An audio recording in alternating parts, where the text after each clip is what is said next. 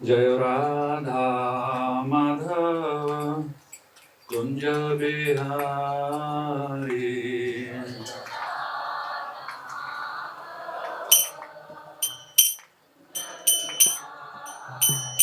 जय राधा माधव कुंज बिहारी।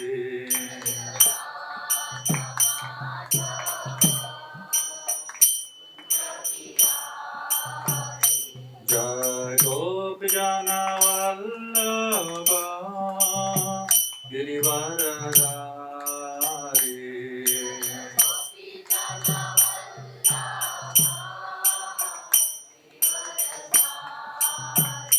जय गोपीजन वल्लभ गिरिवरधारी।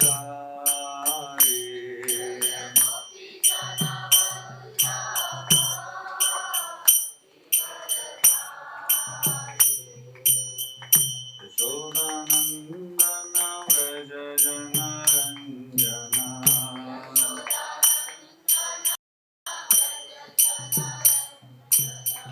यशोदानन्दन व्रज जनरञ्जन।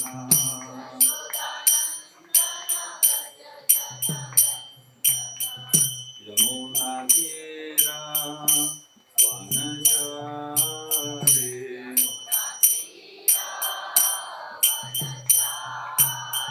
यमुनातीरा वनचारी।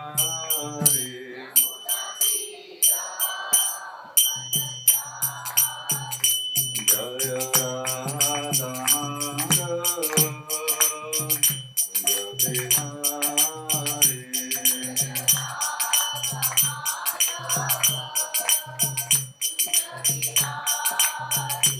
जय गोपीजन वल्लभ गिरिवरधारी।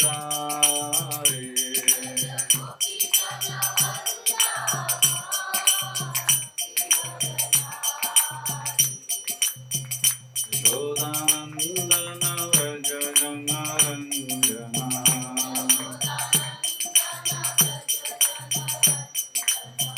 यमुनातीरा वनचारी।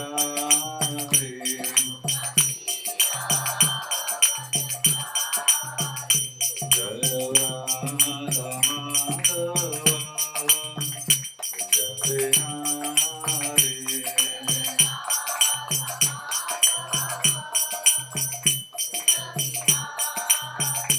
जय राधा माधव कुंज बिहारी।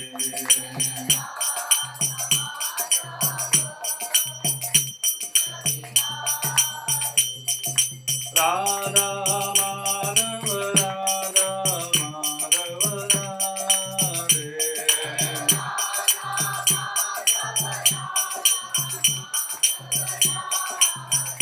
जय राधा गोविंद राधा गोविंद राधे।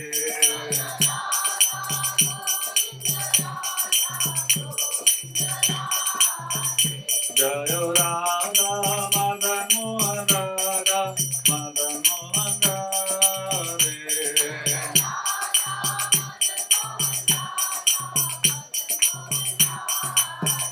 जय राधा गोपीनाथ राधा गोपीनाथ राधे।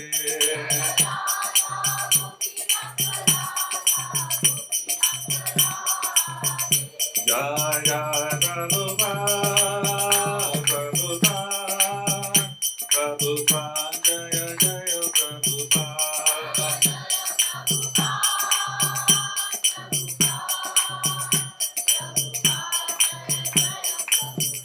नित्य गौर हरि बोल हरि बोल हरि बोल नित्य गौर हरि बोल।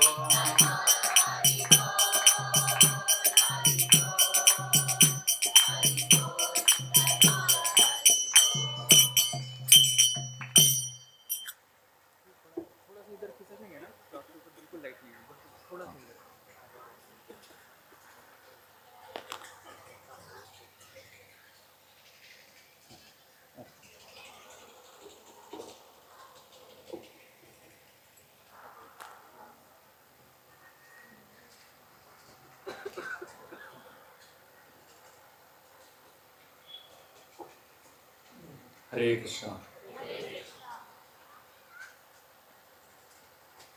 आप सभी भक्तों का नंदगांव में स्वागत है। रुद्रनाथ प्रभु कैसे भक्त को एम्बेरस करना है बहुत अच्छे से जानते हैं। अभी यहाँ पे मैंने इतने सालों में जब भी मैं रुद्रनाथ प्रभु को मिला हूँ, उनको मिलने के बाद थोड़ा सा मुझे अपने आप पे शर्म ही आया है। मतलब थोड़ा सा कुछ किसी के अंदर गुण है तो उसको इतना बड़ा बना के बता देंगे तो थोड़ा सा एम्बेरसिंग हो जाता है। लेकिन प्रभु जी बहुत ही हृदय के शुद्ध है, तो इसलिए वो इतना गुणगान कर पा रहे, वो भी सीखने वाली बात है। आइए आज हम नंदगांव में हैं और नंद बाबा के आंगन में है, यशोदा माई के आंगन में है और एक बहुत ही पवित्र स्थान है, इसके ऊपर मनन करेंगे। और इस वातावरण में जो कहानियाँ हुई, भगवान कृष्ण की लीलाएं हुई और उन लीलाओं के पीछे जो तत्व है उसके ऊपर मनन करने की कोशिश करेंगे। और इस तरीके से हम अपना जो यात्रा है उसको और सफल बनाने की कोशिश करते हैं। पहले ज़माने में जो रघुनाथ महाराज की यात्राएं होती थी, 300-400 भक्त, एक हद तक 1000, 2000, 5000 भक्त थे, तो हम बहुत सारे जगह पे जा सकते थे और बहुत सारे दर्शन कर सकते थे। लेकिन अभी संख्या इतनी बढ़ गई है कि हम लोग 1-2 जगह पे जा सकते हैं मैक्सिमम, और कुछ सालों के बाद ऐसा हालत होगा कि वहाँ से हिल भी नहीं पाएंगे, इतने सारे लोग हो जाएंगे। तो लेकिन हमारे परंपरा की ये महानता है कि हमें एक और मार्ग बताया है दर्शन करने का, वो है कानन द्वारा। एक तो नेत्रों से दर्शन होता है। अभी आप गए होंगे वहाँ पे, यशोदा माई का जो मटका है वो देखा होगा। अभी मटके को देखने के बाद क्या महसूस हुआ? अंदर कुछ महसूस हुआ है क्या? मतलब परेशानी हो जाती है। बहुत सारे लोग जो है, इतना सारा चीज़ चल रहा है, परेशान होकर बाहर निकलते हैं। लेकिन जब हम कथा सुनते हैं और इन कहानियों को बहुत गहराई से समझने की कोशिश करते हैं, तब जाके कुछ अंदर महसूस होता है।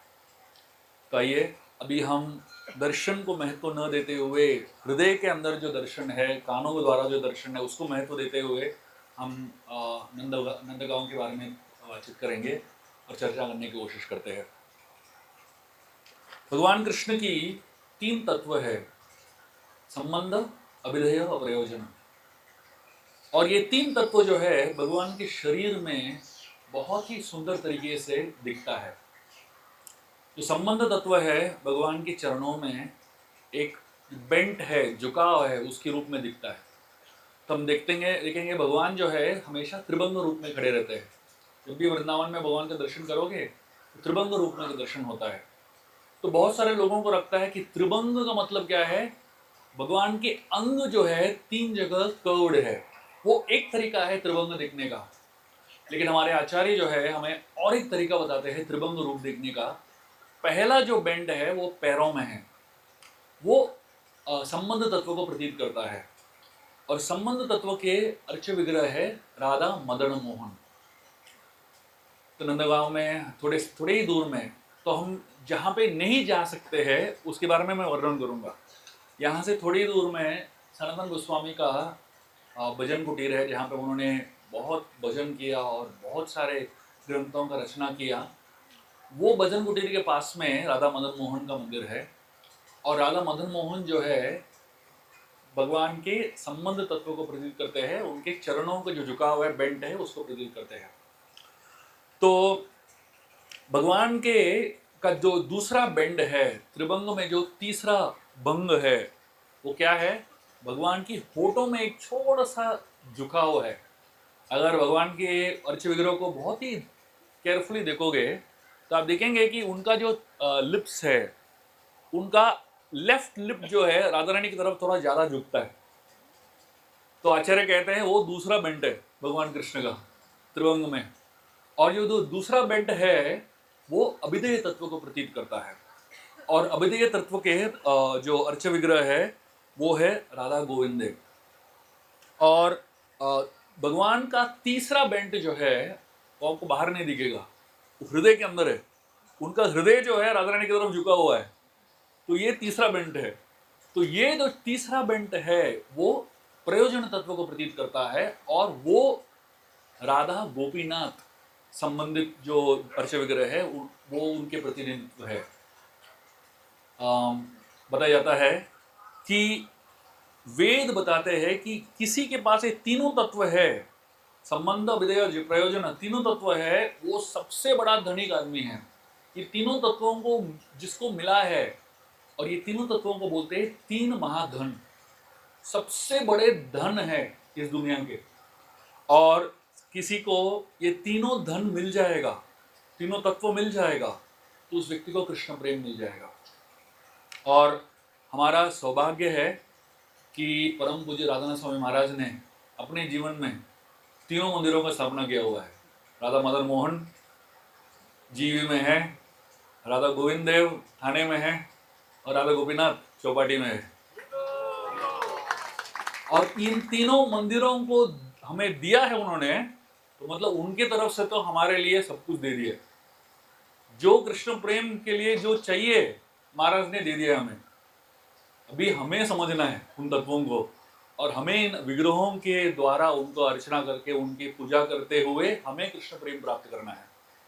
तो आइए हम इस सोच विचार के साथ हम अपनी यात्रा शुरुआत करेंगे, इस कथा की शुरुआत करेंगे कृतज्ञता पूर्वक परम पूज्य राधानाथ स्वामी महाराज के। ऐसे ही नहीं कि महाराज ऐसे ही नाम रख देते भक्तों डेटीज का, बहुत सोच समझ के, बहुत ही गहराई से इन तत्वों को समझते हुए महाराज जो है अपने प्रमुख जो तीन उनके तरफ से जो स्थापना हुई डेटीज है उनके नाम ऐसे रखे हैं। बताया जाता है कि भक्ति में तीन जो है शब्द है जो हमारे जीवन के सारे जो रहस्य है, जो भी हम भक्ति में कर रहे हैं, इन तीनों शब्दों में समाये हुए हैं। ये तीन शब्द क्या है? भक्ति, भक्त और भगवान। ये तीनों शब्द जो है हमारे पूरे संप्रदाय का जो एसेंस है, ये तीन शब्द में आ जाता है। हमारे जीवन में ये तीन शब्द ही है प्रैक्टिकली, भक्ति, भक्त और भगवान। और ये तीनों शब्द जो है उसका रूट संस्कृत में एक शब्द से आता है, वो है भज। भज का मतलब क्या है? सेवा।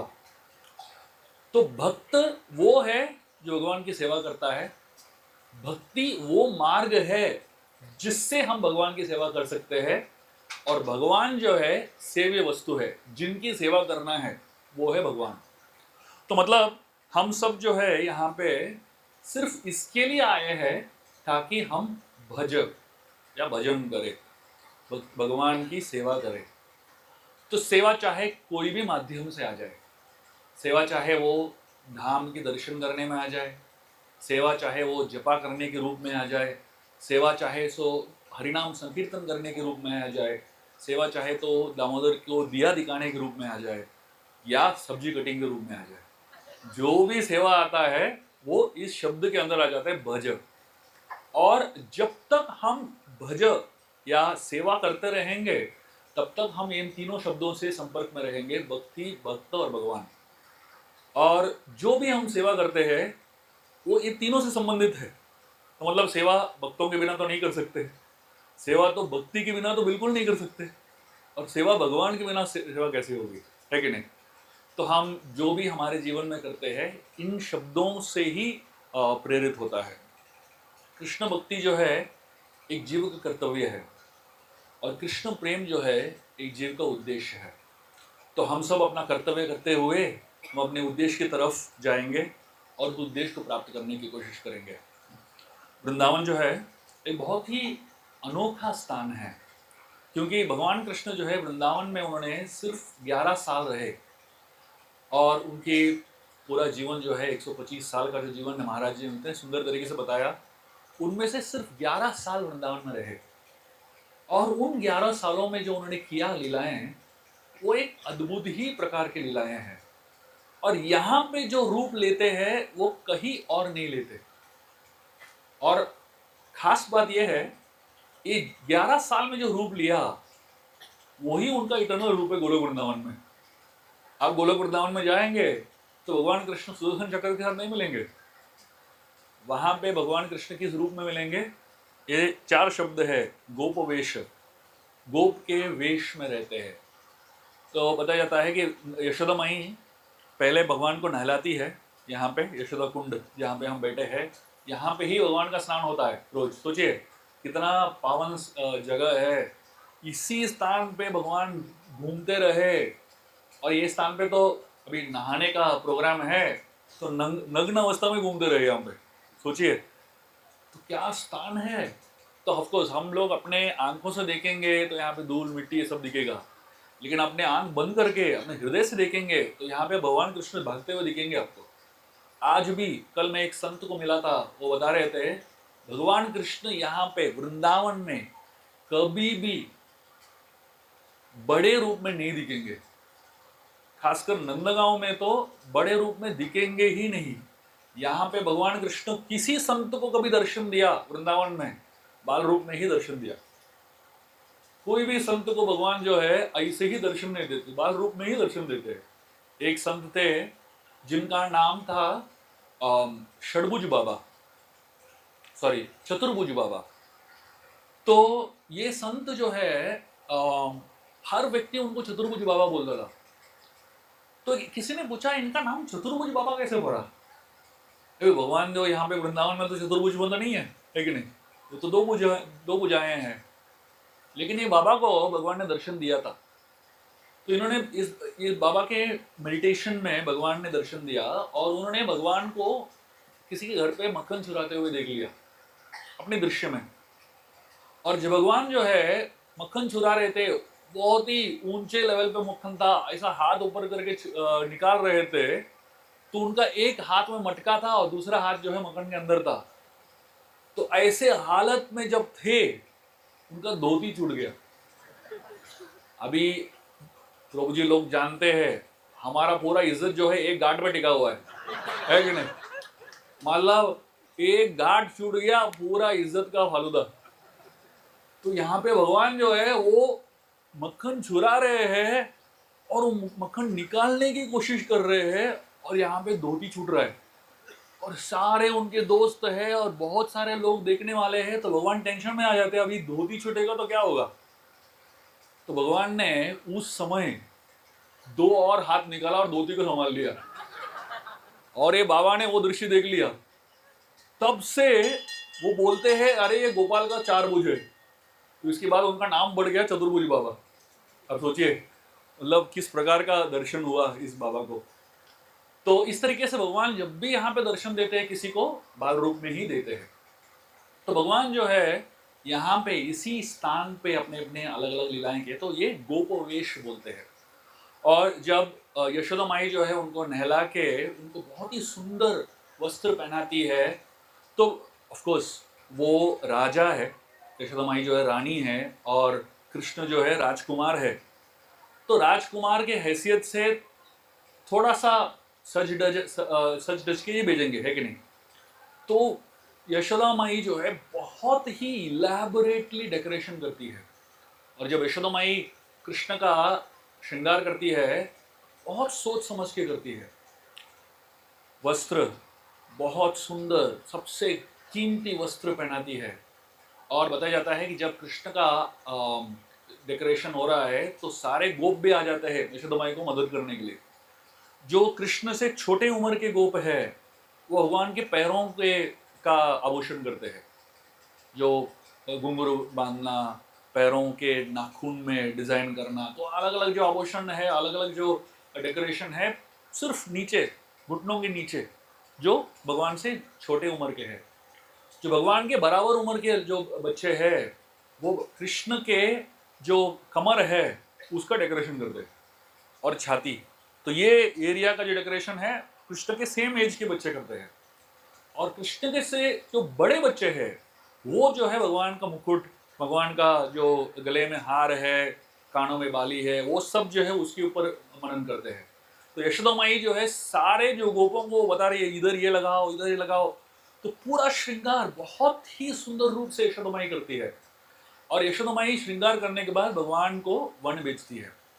लेकिन जैसे ही भगवान वन के अंदर प्रवेश करते हैं, सिर्फ अपने दोस्तों के साथ रहते हैं, तो यशोदा माई नंद महाराज जो है भगवान के साथ जाते हैं बाहर, वन जंगल तक जाते हैं।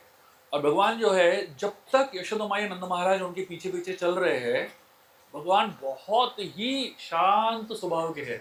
कृष्ण एकदम शांत स्वभाव के हैं और ऐसा कभी भी लगेगा नहीं कि ये नटखट है या इनमें कोई मस्ती है। ऐसा लगेगा यार यार इनसे तो निष्पाप कोई बच्चा हो ही नहीं सकता, बहुत ही सुंदर बच्चा है। और एक बार जंगल के अंदर प्रवेश कर लिया अपने बच्चों के साथ, अपने ग्वाल वालों के साथ, कृष्ण जो है पीछे मुड़ के देखते हैं, यशोदा माई नंद महाराज को बोलते हैं आप जाओगे, आपका काम हो गया। और यशोदा माई नंद महाराज निकल जाते हैं। जैसे ही वो पीछे चले जाते हैं और कृष्ण अकेले अपने बच्चों के साथ, अपने दोस्तों के साथ रहते हैं, वो भाग के अंदर जंगल में जाते हैं।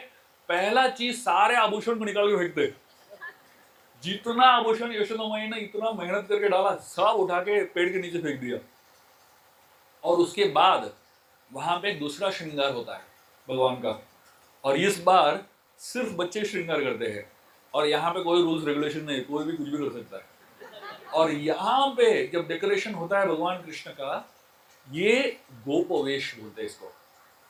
और गोपवेश में कोई गोल्ड नहीं, कोई सिल्वर नहीं, कोई डायमंड नहीं, कोई भी कॉस्टली आइटम नहीं, फल फूल पत्ते, बस इसका ही श्रृंगार भगवान का होता है। और इतने सुंदर तरीके से गोपवेश में भगवान को कराते हैं। और उसके बाद जो है कृष्ण दूसरा चीज निकालते हैं, वेणुकर। सो भगवान का पहला चीज वृंदावन में जो आपको दिखेगा और किधर भी नहीं दिखेगा वो है गोपवेश। दूसरा जो भगवान का सिर्फ वृंदावन में दिखेगा वो है वेणुकर। तो मतलब वेणु को अपने हाथ में पकड़ के अपने कमर में लगा के घूमते भ्रमण करते हैं। क्यों? वृंदावन एक ही स्थान है जहां पे आपको भगवान कृष्ण के हाथ में वेणु दिखेगा। कुरुक्षेत्र में वेणु है ही नहीं। आपने कभी देखा क्या भगवान कृष्ण कुरुक्षेत्र में फ्लूट बजा रहे? वहां पे शंख बजाते हैं, वहां पे अलग प्रकार का नाद होता है कि नहीं? लेकिन वृंदावन एक ही जगह है जहां पे वेणु होता है। बताया जाता है बहुत सारे लोग आजकल जो भगवान कृष्ण के ऊपर सीरियल्स बना रहे हैं या अलग अलग चीजें कर रहे हैं, वो लोग भगवान को कुरुक्षेत्र में वेणु के साथ दिखाते हैं। बिल्कुल गलत है। सिर्फ वृंदावन के आगे वेणु जाता ही नहीं है। वो यही के लिए है, सिर्फ 11 साल ही वेणु बजाते हैं भगवान। और तीसरा है नवकिशोर। भगवान जो है वृंदावन में नवकिशोर के रूप में है। वो उनका उम्र आगे बढ़ता ही नहीं है, एक लेवल पे ही अटक जाता है और उसके आगे बढ़ता ही नहीं है। उनका उम्र जो है हमेशा वही लेवल पे रहता है। और चौथा सबसे महत्वपूर्ण चीज है नटवर। भगवान कृष्ण जो है वृंदावन में ही नाचते हैं। आप द्वारका में रासलीला नहीं देखोगे। 16,000 पत्नियां हैं लेकिन उनके साथ नाचते नहीं है। कहीं पे भी आप वृंदावन के बाहर भगवान कृष्ण का नृत्य देखने को नहीं मिलेगा। तो अगर भगवान कृष्ण का नृत्य देखना है वो वृंदावन ही आना पड़ेगा। तो ये चार चीजें जो है वृंदावन के बाहर आपको नहीं दिखेगा, सिर्फ वृंदावन में दिखेगा। और ये चार चीजें जो है भगवान को बहुत ही भिन्न बनाता है। बताया जाता है कि भगवान कृष्ण जो है अलग अलग समय पे अलग अलग लीलाएं करते हैं। जब 2-3 साल की उम्र के होते हैं भगवान कृष्ण जो है इस समय माखन चोरी करते हैं। और उनका सारा लीलाओं पढ़ोगे, ये उम्र का आप लीलाएं पढ़ेंगे तो ये मक्खन चोरी का उम्र है। बहुत सारे कहानियां, इतने हजारों हजारों कहानियां हैं जहां पे कृष्ण सिर्फ मक्खन चोरी कर रहे हैं। मैं एक बार वृंदावन के संतों के साथ मैं थोड़ा सा बातचीत कर रहा था। वृंदावन संतों की किताबें मैं थोड़ा पढ़ने लगा, देखने के लिए कि हम तो भागवतम में बहुत सारे कहानियां पढ़ते हैं भगवान कृष्ण की, लेकिन भगवान कृष्ण ने यहाँ पे 11 साल बिताया। उतना ही तो नहीं हो सकता है कहानियां, है कि नहीं? मतलब अनलिमिटेड कहानियां होनी चाहिए। तो मैं थोड़ा रिसर्च कर रहा था देखने के लिए कि और कुछ है क्या जहाँ पे भगवान कृष्ण कुछ अलग करते हैं। और आप यकीन नहीं करोगे, यहाँ पे हजारों कहानियां हैं, अलग अलग प्रकार की कहानियां हैं। और कुछ संतों ने इन कहानियों को सुना है अपने पूर्वजों से, किसी ने उनका खुद का दर्शन किया हुआ है अपने मनन से। और इस प्रकार के इतने सुंदर कहानियां हैं भगवान कृष्ण की सिर्फ माखन चोरी के। और वो जो बाल लीला में जो नटखटपन है उसके, मैं एक दो कहानी आपको बताना चाहूँगा, थोड़ा सैंपल आपको दिखाने के लिए कि कैसे भगवान जो है चोरी करते हैं, और वो भी इतना चतुराई से। देखो, नॉटी होने के लिए भी ना थोड़ा बुद्धि चाहिए। मतलब कोई भी नॉटी नहीं बन सकता है, कोई भी नटखट नहीं बन सकता है। जो नटखट बच्चा है तो वो बहुत ही बुद्धिमान बच्चा है, क्योंकि उसको मालूम है कैसे पकड़ा नहीं जाना। मतलब नटखट होने का पहला स्टेप यही है, पकड़ा नहीं जाना चाहिए। अभी नटखट कुछ मस्ती करके पकड़ा गया तो क्या फायदा, मतलब ज़्यादा बुद्धि नहीं है, वो बच्चा ज़्यादा देर देर तक मस्ती नहीं कर पाएगा। क्यों? और जो बच्चा मस्ती करने के बाद भी पकड़ा ही नहीं जाता, वो बहुत मस्ती करेगा जीवन में। एक बार भगवान कृष्ण को मक्खन चोरी करते हुए एक गोपी ने पकड़ लिया, और वो गोपी जो है भगवान को वो कृष्ण को बता रही है, मैं भी यशोदा माई को बताने वाली हूँ, और भाग के यशोदा माई के पास जा रही है। और कृष्ण जो है बहुत ही चतुराई से शॉर्टकट मार के पहले पहुंच जाते हैं यशोदा के पास, और यशोदा माई जो है वहां पे अपना काम कर रही है। कृष्ण बहुत ही भोले बन के आते रहे अंदर, ऐसा लगता ही नहीं है कि ये मस्ती करके आए हैं, चोरी करके आए हैं। बहुत ही भोले बन के आते हैं, और यशोदा माई के गले में लटकने लगते हैं और उनके पीछे जाके छुप जाते हैं। यशोदा माई को बिल्कुल समझ में नहीं आया कि क्या हुआ और ये यहाँ पे आके क्यों छुपा हुआ है। थोड़े समय में वो गोपी आती है, और वो इतना गुस्से में आ रही है, उसको उसका जो, अगर आप लोगों को एक्सपीरियंस हुआ होगा गुस्से होने का, है कि नहीं, तो मतलब अपना स्वभाव ही बदल जाता है ना गुस्सा जब होते हैं। तो इतने गुस्सा हुई और वो अंदर आके चिल्ला रही है यशोदा माई के ऊपर, कृष्ण के ऊपर। और कृष्ण जो है पीछे खड़े हैं और एकदम शांति से खड़े हैं, और यशोदा माई को समझ में नहीं आया कि ये इतना चिल्ला क्यों रही है, इतना गाली क्यों दे रही है।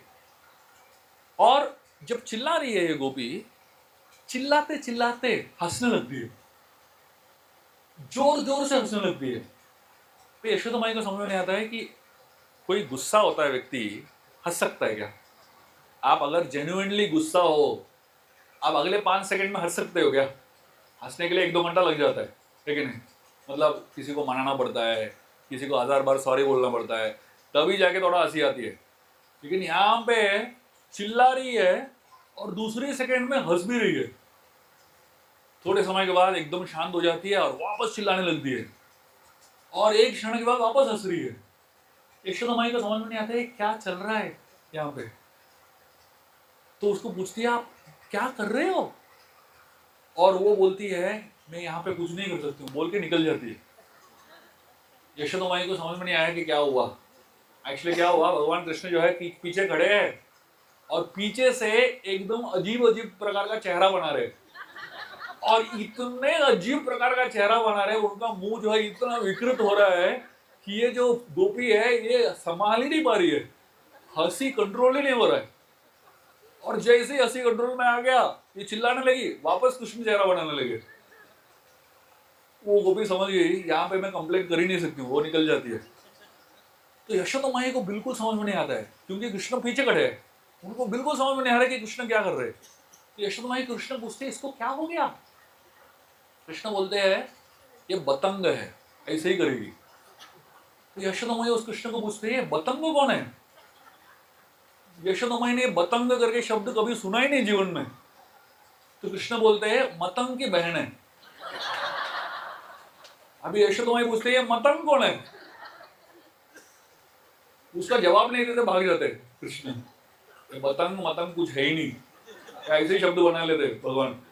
मतलब कृष्ण को ऐसे समस्याओं से, ऐसे कॉम्प्लिकेटेड सिचुएशन से निकलने का बहुत अलग अलग तरीका आता है, और हर बार उनका तरीका अलग ही नया होता है। तो ये कृष्ण है, और ये उनकी बाल लीलाएं हैं, 2-3 साल की उम्र की लीलाएं हैं। और ऐसे हजारों अनगिनत लीलाएं हैं जहाँ पे भगवान जो है दूसरों के घर में मक्खन चोरी करते हैं।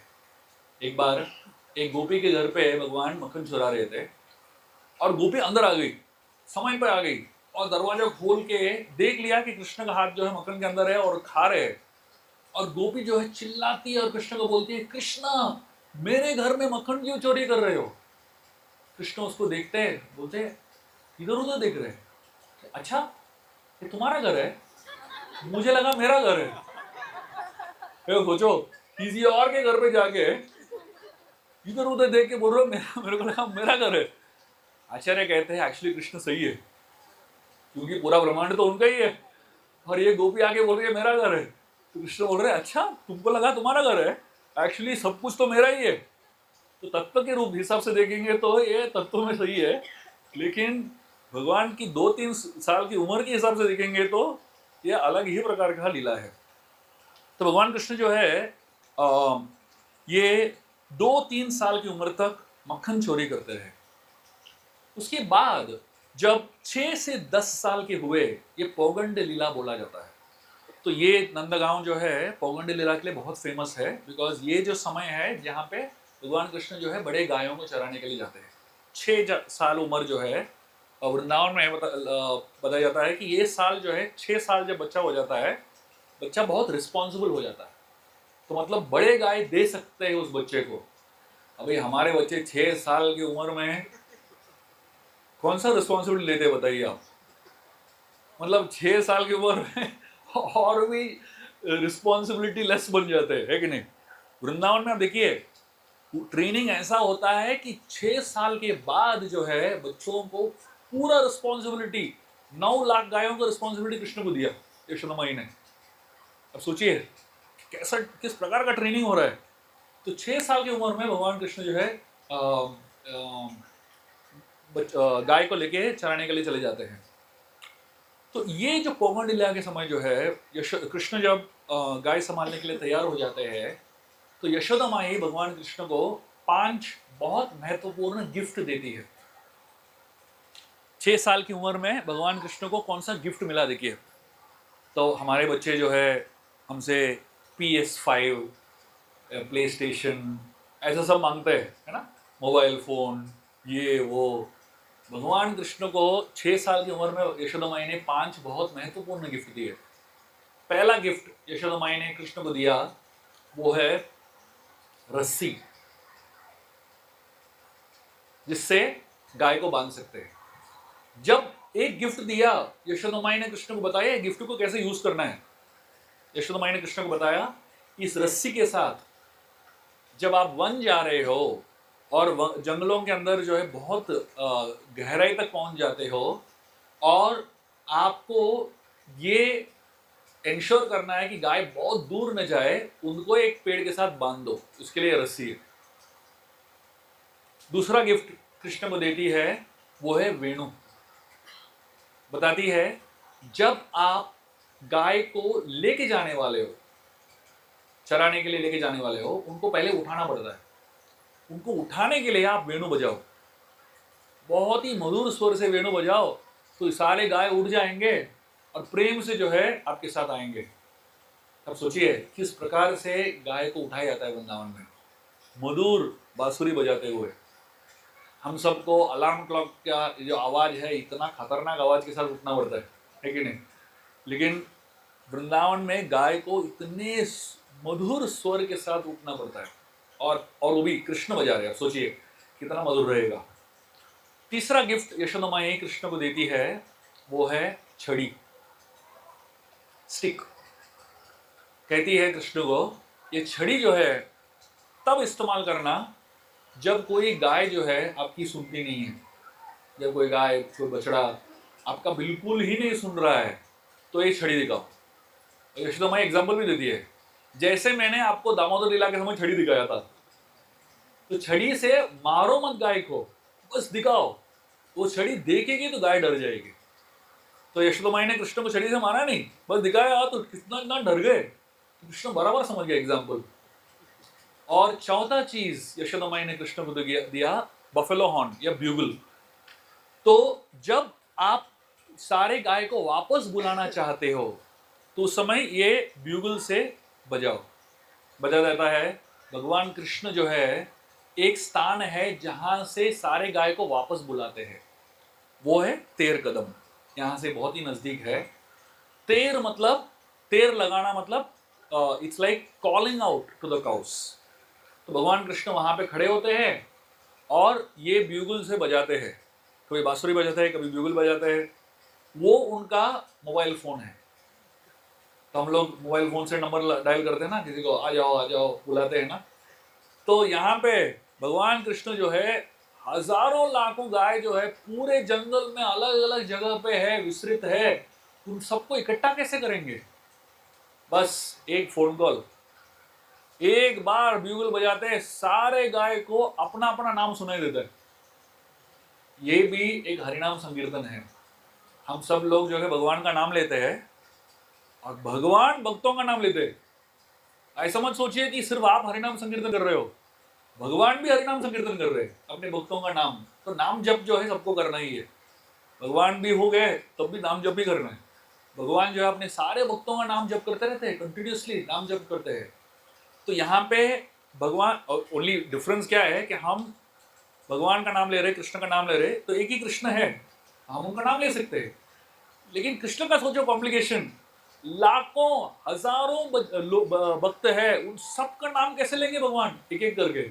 बस एक ब्यूगल बजाते हैं, सबको अपना अपना नाम सुनाई देता है, हर गाय को अपना नाम सुनाई देता है। और अगर कोई गाय जो है बहुत ही नटखट है, वो आ ही नहीं रही है, कुछ गाय ऐसे होते हैं जो पर्पसली आते नहीं है। बहुत सारे गाय जो है आ जाते हैं, चुपचाप आ जाते हैं, जैसे तेरा बफलो हॉर्न सुना बराबर आ जाएंगे। लेकिन कुछ गाय जो है बहुत ही नटखट है, वो आते नहीं है, वो और दूर चले जाते हैं। क्यों? क्योंकि वो सब जो है अटेंशन सीकिंग गाय है, भगवान का ज्यादा उनका टेंशन चाहिए। और इन गायों के लिए भगवान खुद जाते हैं, उनको पकड़ के लेके आते हैं, तब चुपचाप आ जाते हैं। तो बस वो मतलब हम सब में होता है ना, थोड़ा सा ज्यादा महाराज हमें देख ले, हम महाराज हमसे कुछ बात कर ले, सबको अटेंशन चाहिए। लेकिन मनुष्य जो है एक लेवल तक, एक सीमा तक ही अटेंशन दे पाएंगे। लेकिन भगवान जो है हर व्यक्ति को इतना पर्सनल टच देते हैं, इतना पर्सनल कनेक्शन होता है, और हम सबको भी वो महसूस होगा।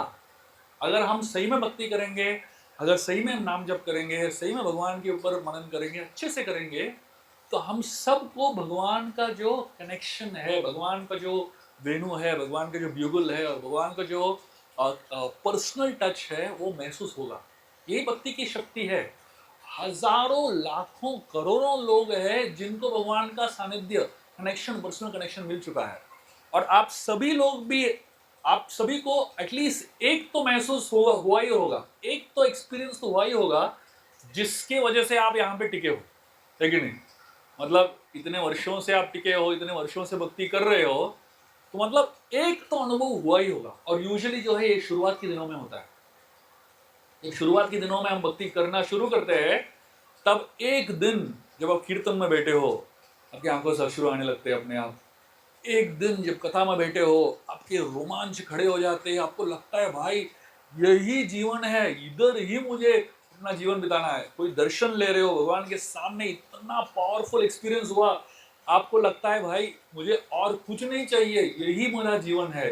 या आप कोई भक्त के साथ आपका एक संबंध, कोई कुछ सुन लिया, कुछ आदान प्रदान हुआ, तब आपको ऐसा लगा कि बस ये मेरा जीवन। वो जो एक्सपीरियंस है, वो भगवान जो है हमें टेस्ट दे रहे हैं भक्ति का। वो एक्सपीरियंस जब पहली बार मिलता है ना, तो हमको लगता है कि इससे ऊपर कुछ है ही नहीं जीवन में, इससे बड़ा कुछ चीज नहीं है जीवन में।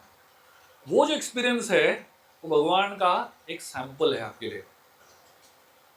वो सैंपल जो है फ्री में देते हैं, उसके बाद आपको चाहिए मेहनत करना पड़ता है, जीवन भर घिसाते हैं वो एक एक्सपीरियंस के लिए। पहला जो एक्सपीरियंस होगा वो फ्री में आ जाएगा, लेकिन उसके बाद आपको एक्सपीरियंस चाहिए, तो उसके लिए बहुत मेहनत करना पड़ेगा। और खासकर हमें, जब हम भक्ति में आगे बढ़ते हैं, 4-5 साल भक्ति में रह जाते हैं, तब हम भक्तों को साधारण मानने लगते हैं और अपराध करने लगते हैं। जब हम अपराध करते हैं तो वो एक्सपीरियंस और भी कम होने लगता है।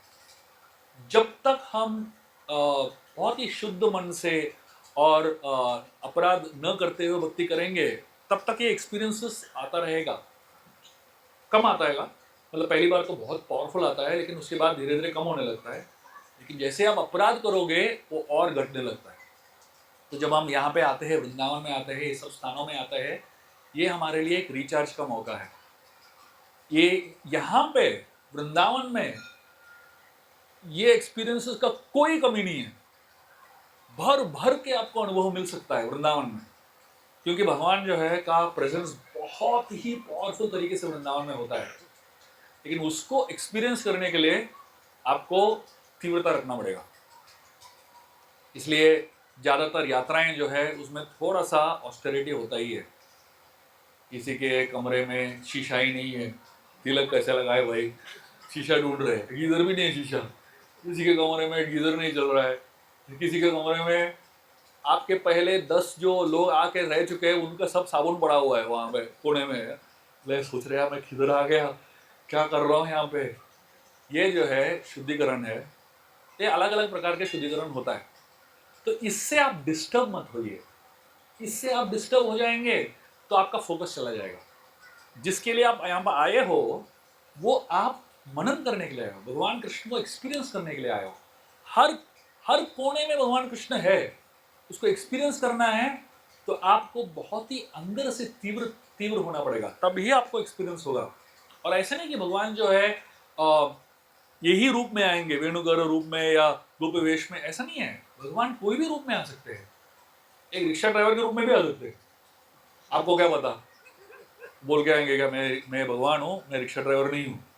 भगवान कोई भी रूप में आ सकते हैं, यहाँ पे बंदर के रूप में आ सकते हैं, गाय के रूप में आ सकते हैं। एक बार मैं गोवर्धन परिक्रमा कर रहा था, उस साल मैंने एक बार सुना, किसी दीनबंधु प्रभु से मैंने सुना कि अगर आप गोवर्धन परिक्रमा कर रहे हो और गोवर्धन परिक्रमा करते वक्त आपको बहुत सारे सफेद गाय दिखेंगे एक एक चलते हुए, और उन सारे सफेद गायों के पीछे ग्वाल कोई भी ग्वाला नहीं है, तब समझ जाओ कृष्ण खुद चला रहे हैं उनको। एक साल मैंने सुना ये, और उस साल जो है मैं गोवर्धन परिक्रमा कर रहा था, एक बहुत बड़ा ग्रुप लेके गया था और गोवर्धन के तट पे बैठ के मैं प्रवचन कर रहा था, लेक्चर दे रहा था मैं, ऐसे ही माइक था और ये मतलब ऑफ कोर्स यहाँ स्टेज वेज नहीं था, मैं जमीन पे बैठ के लेक्चर दे रहा था और गोवर्धन मेरे पीछे था और सारे भक्त जो है सामने खड़े हैं और बहुत सारे भक्त बैठे हुए हैं। गोवर्धन परिक्रमा सॉरी मैं गोवर्धन कथा सुना रहा हूँ, तो कथा के बीच में एक बहुत बड़ा झुंड गाय का आता है, सफेद गायों का, और मैं तो कथा कर रहा हूँ, मुझे पता ही नहीं चल रहा पीछे क्या चल रहा है। और एक बहुत ही बड़ा गाय, इतना विशाल गाय, सींग, इतना बड़ा सींग, मेरे पीछे आके खड़ा हो गया एकदम यहां पे लिटरली, और 1 घंटा वहीं पे खड़ी रही वो गाय, और उसका चेहरा यहाँ पे मेरे कंधे में लिटरली। मेरे को टेंशन आ रहा है कि मैं क्या करूं, मुझे निकलना चाहिए कि क्या, मुझे कुछ समझ नहीं आ रहा था। लेकिन मैं वहीं पे बैठा रहा और पूरा 1 घंटे का लेक्चर दिया, और गाय जो है बिल्कुल हिला नहीं वहां से, और कुछ किया भी नहीं ऑब्वियसली। वो एक्सपीरियंस, वो अनुभव मैं जीवन में कभी भूलूंगा ही नहीं। इतना नजदीक एनकाउंटर इतने बड़े सींग वाले गाय के साथ, और वो भी गोवर्धन के तट में। ऑफ कोर्स दीनबंधु प्रभु का लेक्चर मैंने सुना, इसलिए मैं थोड़ा सा वहां पे शांति से बैठा रहा, मुझे मालूम है कृष्ण किधर तो है, देख लेंगे। तो मतलब कहने का तात्पर्य यह है कि आपको भगवान जो है अलग अलग प्रकार से अनुभव देंगे, बस तैयार रहिए। और यहाँ पे जब आप शुद्ध मन से, खुले हृदय से आप यहाँ पे अनुभव करने के लिए आएंगे, तो भगवान का अनुभव और भक्तों का अनुभव, संतों का अनुभव इतने सुंदर तरीके से होता है। आप थोड़ा सा हिचकिचाएंगे तो आपको लगेगा अरे क्या है, पैसा मांग रहा है, ये क्या है, ऐसा कर रहा है, ये क्या है, ये गाली दे रहा है। यहाँ पे वृंदावन में जो है सब यादव कुल के है, कृष्ण के कुल के है, गाली गलौज तो है, नॉर्मल है, आप चिंता मत कीजिए। किसी ने गाली दे दिया, अब उसको बहुत ध्यान रखने, ये उनका प्रेम है, ये प्रेम ऐसे ही है उनका, ठीक है ना। तो उनसे आप डरिए मत। एक भक्त में पूछ रहे थे वो कल, अरे प्रभु जी ये रिक्शा वाले इतना गाली क्यों देते हैं, ब्रजवासी माने कि नहीं माने इनको, इनका स्टाइल है भाई, ये कुछ भी कर सकते हैं, वो गाली भी दे रहे हैं कि ये उनके लिए हरिनाम ही है कि नहीं। तो हमें शुद्ध मन से और प्रेम से यहाँ पर रहना है ताकि हमें भगवान का एक्सपीरियंस हो। तो 6 से 10 साल तक भगवान का पौगंडी लीला में, और भगवान जो है ये उम्र में गोपियों के वस्त्र चुराते हैं। 2 से 3 साल तक मक्खन चुराते हैं, 6 से 10 साल तक थोड़ा सा प्रगति हो जाता है और गोपियों के वस्त्र चुराने लगते हैं। चोरी चल रहा है अभी भी, लेकिन चोरी का वस्तु जो है बदल गया अभी। थोड़ा सा 11 साल तक जब कृष्ण पहुंच जाते हैं, ये कैशोर लीला बोलते हैं, किशोर अवस्था बोलते हैं। इस समय जो है भगवान गोपियों के हृदय को चुराने लगते हैं। थोड़ा प्रोग्रेस हो जाता है, तो मक्खन चोरी से कपड़ा का चोरी और उसके बाद हृदय का चोरी। हमको लगता है कि भगवान जो है क्या चोरी वोरी कर रहे हैं। चोरी क्यों कर रहे हैं? भगवान का नाम है हरि। हरि का मतलब है जो हमसे हर लेते हैं, जो हमसे चुराते हैं, वो है हरि। और जब भी हरि चुराते हैं उसका फायदा हमें ही होता है। जिससे चुराते हैं उसको ही फायदा होता है। बलि महाराज ने, भगवान वामन देव ने सब कुछ ले लिया। सोचिए, बलि महाराज के पास जितना धन था, जितना संपत्ति था, जितना ऐश्वर्य था, सब ले लिया। सब लेने के बाद भगवान खुद इनके द्वार पे, द्वार का, सॉरी क्या बोलते हैं उसको, वॉचमैन, द्वारपाल बन गए। अब सोचिए, मतलब उनसे चोरी तो कर रहे हैं, लेकिन उसके बाद उनके द्वार पे जाके, हरे कृष्णा, उनके ही द्वार पे जाके द्वारपाल बन जाते हैं। तो ये भगवान कृष्ण का महानता है। तो जब भी हम देखते हैं अपने जीवन में,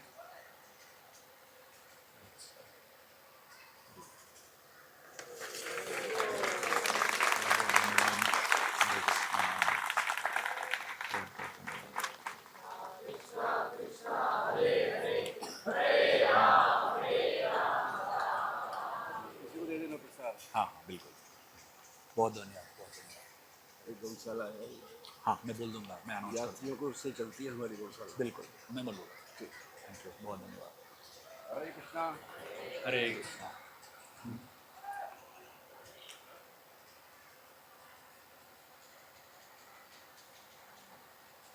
हरे कृष्णा। तो भगवान कृष्ण जो है, अ, ये सारे चोरियां जब करते हैं, हमें समझना चाहिए उन चोरियों के पीछे जो है एक तत्व है। भगवान की हर लीला के पीछे तत्व होता है। जब हम लीला को देखेंगे और तत्व को नहीं समझेंगे तो लीला को हम जरूर मिसअंडरस्टैंड करेंगे। भगवान कृष्ण जब मक्खन चोरी करते हैं तो उसके पीछे तत्व क्या है? उसके पीछे तत्व जो है वो मक्खन एक ही वस्तु है दुनिया में जो सफ़ेद है, मुलायम है, स्वादिष्ट है और बहुत मेहनत से बनता है। वे अपने यशोदा माई का जो मटका है देखा, वो मटके में आप में से कितने लोगों ने मक्खन बनाया? हाथ ऊपर कीजिए। हाँ, बहुत सारे माताओं ने बनाया, बहुत सारे पुरुषों ने बनाया। देखो, मक्खन बनाना इतना आसान काम नहीं है, बहुत मेहनत लगता है, बहुत दर्द होता है हाथों में, तब जाके मक्खन निकलता है। इससे भगवान प्रतीत कर रहे हैं उसको चोरी क्यों करते हैं? क्योंकि वो एफर्ट भगवान को बहुत प्रिय है। जो मेहनत करते हैं वो बहुत भगवान को प्रिय है। जब भी चर्निंग होता है, जब भी मंथन होता है, अमृत ही निकलता है कि नहीं? वो भगवान अमृत को चुरा लेते हैं। समुद्र मंथन के बाद भी चुरा लिया मोहिनी बन के, है कि नहीं? और यहाँ पे जब भी अमृत जो मंथन होता है दही का, उसके बाद जो अमृत निकलता है उसको कृष्ण चोरी कर देते हैं। क्योंकि वो अमृत जो है हमारे मेहनत का फल है। जब हम हमारे मेहनत का फल भगवान को दे देते हैं, वॉलेंट्रीली दे देते हैं तो और अच्छा है। वॉलेंट्री नहीं देते हैं, वो आके चोरी कर लेते हैं। इनवॉलेंट्रीली देना ही पड़ता है। जब हम अपना मेहनत का फल भगवान को देते हैं, उसको हम चोरी नहीं बोलते। वो उनका हक है, वो उनका ही है, बस हम उनको उनका जो है दे रहे वापस। भगवान कृष्ण जो है गोपियों का वस्त्र चुराते हैं। वस्त्र का मतलब क्या होता है? वस्त्र जो है हमारा ईगो को प्रतीत करता है, हम सबका अहंकार को वस्त्र प्रतीत करता है। जो भी हम वस्त्र पहनते हैं, कुछ कुछ वस्त्र पहनने के बाद अहंकार बहुत ज़्यादा बढ़ता है। ब्रांडेड कपड़े पहन लो, क्या लेवल का अहंकार होता है कि नहीं? टॉमी हिलफिगर, लेविस, ये सब जीन्स पहन लो, अलग ही लेवल का अहंकार हो जाता है। तो जो भी हम ब्रांडेड चीज़ें पहन लेते हैं तो हमारा ईगो बढ़ने लगता है। भगवान बोलते हैं भाई उसको पहले निकालो, वस्त्र को निकालो। तो सारी गोपियां जो भगवान के सामने आए, निर्वस्त्र होके आए, मतलब क्या? अपना अहंकार को छोड़ के आए। तो जब कृष्ण के पास आते हो, अपना अहंकार मत लेके आओ। अगर आप अपना अहंकार दिखाओगे, वो अपना अहंकार दिखाएंगे। गोवर्धन लीला में हमने देखा महाराज कैसे इंद्र का बहुत बता रहे थे स्तुति, और किस तरीके से भगवान ने उनका अहंकार निकाल लिया। तो हरि मतलब यहाँ हर सब चीज हरते हैं, सब चीज चुराते हैं। तो हरि जो है हर चीज को चुराने वाले हैं। मक्खन जय हो मक्खन, नंद भवन का मक्खन, नंद बाबा का मक्खन, जय हो। ये देखो, उन्होंने कहा था भगवान कृष्ण का मर्सी आता है, अलग अलग प्रकार से आ रहा है। देखिए आपके सामने आ रहा है, हम यहाँ पे बैठे लेक्चर दे रहे हैं, मर्सी कृपा आ रहा है। अब डरिए मत, सबको मिलेगा, मैं नहीं लेके जा रहा हूँ इसको अब सभी के लिए है। तो भगवान कृष्ण जो है हरते हैं, तो हमारे फायदा के लिए होता है। और इसके आगे भगवान कृष्ण जो है गोपियों के हृदय को चुराते हैं, और उसके आगे भगवान कृष्ण ईश्वर बन के हमारे पाप को चुराते हैं। और कृष्ण जो है इतना चोरी क्यों कर रहे हैं? क्योंकि कृष्ण अपना पूरे जीवन में प्रैक्टिस कर रहे हैं। 2 साल की उम्र से कृष्ण प्रैक्टिस करने लगते हैं चोरी करने की। देखो, कोई व्यक्ति, कोई किसी को बैंक लूटना है, सबसे बड़ा जीवन का डाका डालना है, सबसे बड़ा बैंक लूटना है, वो आदमी पहले दिन ही जाके बैंक लूट नहीं सकता। तो बहुत कॉन्फिडेंस चाहिए बैंक लूटने के लिए, है कि नहीं? तो पहले छोटे छोटे चोरी से शुरू करो, पिक पॉकेट करो, थोड़ा कॉन्फिडेंस बढ़ेगा, अरे पकड़ा नहीं गया। पिक पॉकेट करने के बाद जो है थोड़ा सा और बड़ा चोरी करो, किसी का सोना चुरा लो, ऐसा थोड़ा बड़ा चोरी करो। और धीरे धीरे जो है बैंक फ्रॉड करो, पहले ऑनलाइन फ्रॉड करो। ऐसे धीरे धीरे जब आपका कॉन्फिडेंस ऊंची स्तर तक पहुंच जाएगा, तब जाके बैंक लूटो, तब सक्सेसफुल होंगे। तो वैसे ही कृष्ण जो है शुरुआत के दिनों में मक्खन चोरी करते हैं। क्यों? क्योंकि वो बहुत बड़ा डाकू बनना चाहते थे और बहुत बड़ा एक लूट करना चाहते थे। तो ये प्रैक्टिस था, 2 साल की उम्र से प्रैक्टिस शुरू हो गया उनका। सोचिए क्या लक्ष्य है उनका, क्या करियर बना रहे अपना। तो 2 साल की उम्र से शुरू कर दिया, और धीरे धीरे कॉन्फिडेंस बढ़ता गया। वस्त्र चुराने लगे, और भी कॉन्फिडेंस बढ़ता गया। पाप चुराने लगे, और भी कॉन्फिडेंस बढ़ता गया। गोपियों के हृदय चुराने लगे। और उसके बाद जब उनका कॉन्फिडेंस हाईएस्ट लेवल तक पहुंच गया, तब जाके उन्होंने अपने जीवन का सबसे बड़ा डाका डाला, राधा रानी के हृदय के अंदर जो प्रेम है उसको चुरा लिया।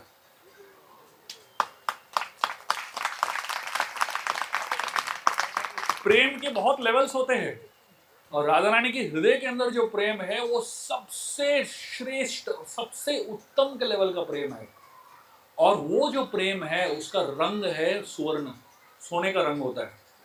जो साधारण प्रेम है रति के लेवल पे होता है, जो शुरुआत के प्रेम होते हैं वो लाल रंग का होता है।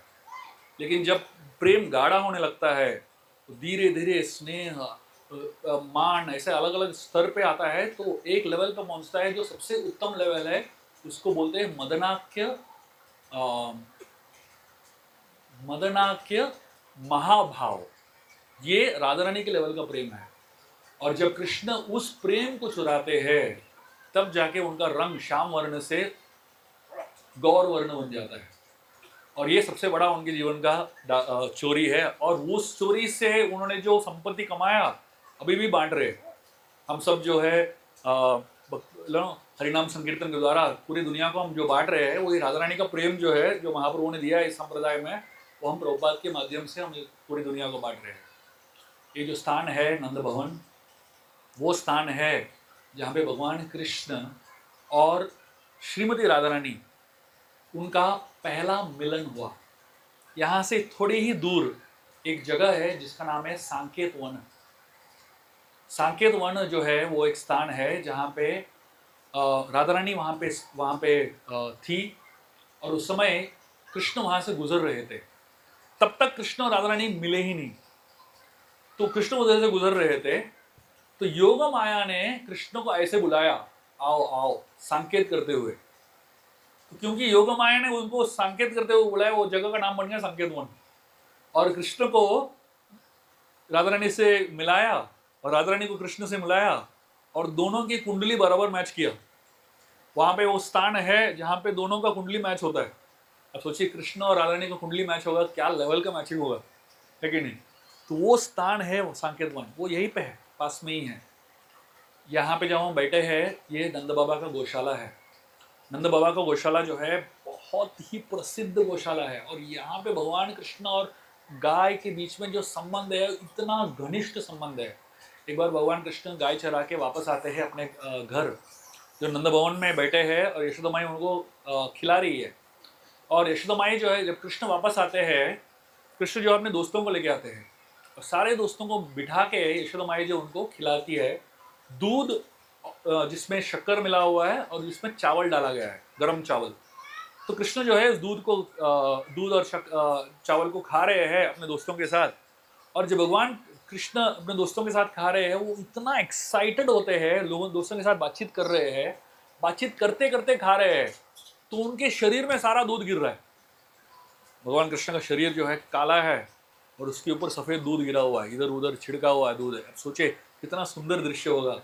और ऐसे बातचीत करते करते एक छोटे से बच्चे ने कृष्ण को कहा, पवित्रा को बच्चा होने वाला है। पवित्रा जो है नंद भवन में बहुत ही सुंदर गाय है। तो कृष्ण चौंक जाते हैं, अच्छा पवित्र को बच्चा होने वाला है, उनको मालूम ही नहीं है। क्योंकि जो अगर सोचिए भगवान को कुछ मालूम नहीं है तो बड़ा चौंकने वाला चीज़ है कि नहीं। कृष्ण चौंक जाते हैं, अच्छा मुझे मालूम नहीं था। तो उस तब तक जो है एक वहाँ पे सेवक आता है और कहता है पवित्रा ने बच्चे को जन्म दे दिया। और जैसे ही कृष्ण सुनते हैं उठ के भाग जाते हैं, अपना खाना जो है वहीं पे बीच में छोड़ के भाग जाते हैं, और वहाँ पे जाके गौशाला पहुँच जाते हैं। गौशाला में कृष्ण अपने दोस्तों के साथ खड़े हैं, और पवित्र जो है बहुत ही एक सुंदर सफ़ेद गाय है, जो अपने छोटे से बछड़ा अभी अभी उसका जन्म हुआ उसके बाजू में खड़ी थी और उसको चाट रही थी। जब भगवान कृष्ण जब वहाँ पे जाके खड़े हो जाते हैं, कृष्ण को देखने के बाद पवित्रा अपने बछड़े को छोड़ देती है और कृष्ण को चाटने लगती है। और जो छोटा बछड़ा है अब भी जन्म हुआ, जो साधारणतः गाय का जो बछड़ा जब जन्म होता है वो सिर्फ अपने माँ को ही देखता रहता है और कुछ उसको मालूम ही नहीं दुनिया में, लेकिन ये बछड़ा भी कृष्ण को ही देख रहा है। और दोनों माता और ये बछड़ा जो है दोनों कृष्ण को इतना प्रेम से देख रहे हैं, और वो किधर और देख ही नहीं पा रहे।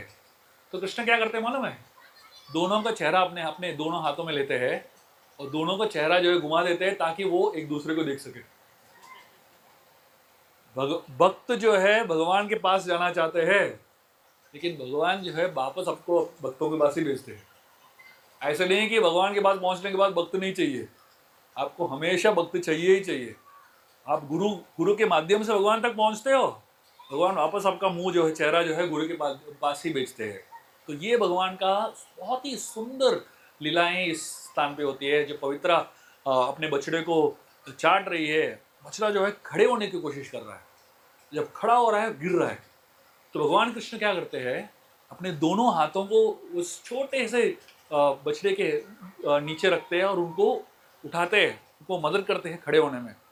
अब सोचिए कोई किसी को कृष्ण खड़े होने में मदद करेंगे तो वो व्यक्ति क्यों नहीं खड़ा होगा, है कि नहीं।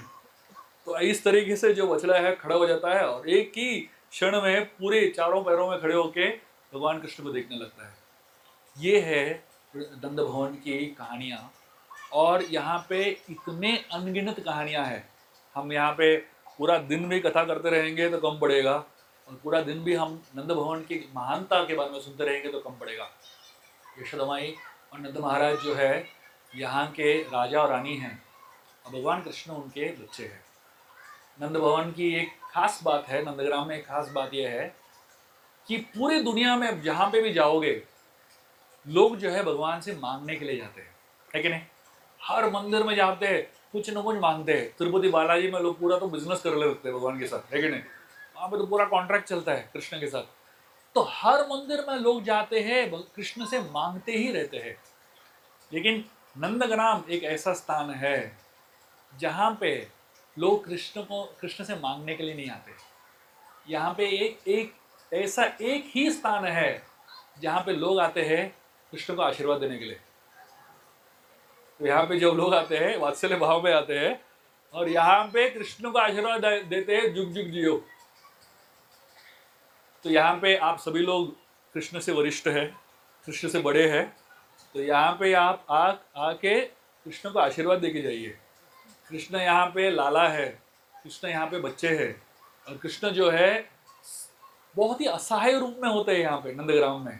तो इस स्थान में यहाँ कृष्ण से कुछ मांगे नहीं, वो आपको कुछ दे नहीं पाएंगे, उनके पास ही कुछ नहीं है, वो ही नंद बाबा और यशोदा माई के ऊपर डिपेंडेंट है। तो यहाँ पे आप मांगेंगे तो आपको क्या देंगे वो, है कि नहीं? उनको किसी को गिफ्ट भी देना है, नंद बाबा के पास ही जाते गिफ्ट देने के लिए, मांगने के लिए। तो यहाँ पे कृष्ण से आप मांगिए मत, यहाँ पे कृष्ण को आप दे के जाइए। यहाँ पे सुंदर गौशाला है, आप में से किसी को यहाँ पे गौशाला में कुछ सेवा करना है कर सकते हैं। यहाँ पे बहुत सुंदर मंदिर है, पूरा वातावरण कृष्णमयी है। तो आप यहाँ पे एक क्षण के लिए बैठिए और यहाँ प्रार्थना कीजिए कि हे भगवान, आपने हमें कितना कुछ दिया है, हम यहाँ पे आपको कुछ दे के जाना चाहते हैं। तो आप अपनी तरफ से कुछ भगवान को दे के जाइए। आप सोच लीजिए क्या दे सकते हैं आप। किसी को कोई प्रण लेना है तो ये सही जगह है, आप अपना प्रण ले सकते हो। किसी को भगवान को बोलना है कि मैं ज़्यादा माला करना चाहता हूँ या माला करना चाहती हूँ, वो आप कर सकते हैं। आप ऑस्टेरिटीज़ बढ़ा सकते हैं। आप कुछ योगदान करना चाहेंगे कृष्ण की कृष्ण भक्ति को बढ़ाने के लिए, कृष्ण भावना को भावनामृत केंद्र को बढ़ाने के लिए, जो भी आप दे सकते हैं भगवान को, यहाँ पे दे के जाइए। तो यहाँ से भगवान से कुछ लेके मत जाइए, यहाँ पे भगवान को दे के जाइए। और सबसे महत्वपूर्ण चीज़, सब लोग आपको अपना आशीर्वाद भगवान को देके जाइए कि भगवान कृष्ण जो है फले फूले और बहुत ही अच्छे तरीके से बड़े हुए और बहुत ही सुंदर लीलाएं यहाँ पे करते रहे। बहुत बहुत धन्यवाद। हरे कृष्णा।